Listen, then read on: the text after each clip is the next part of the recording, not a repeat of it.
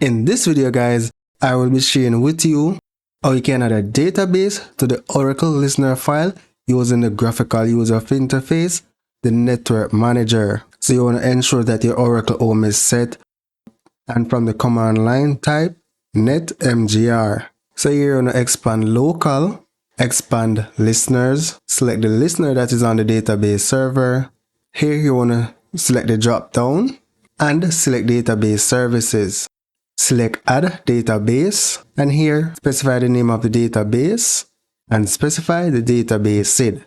Then select file and select save network configuration.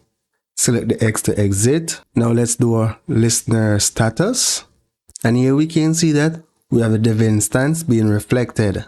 To view the listener file, you can see that the listener parameter file is here.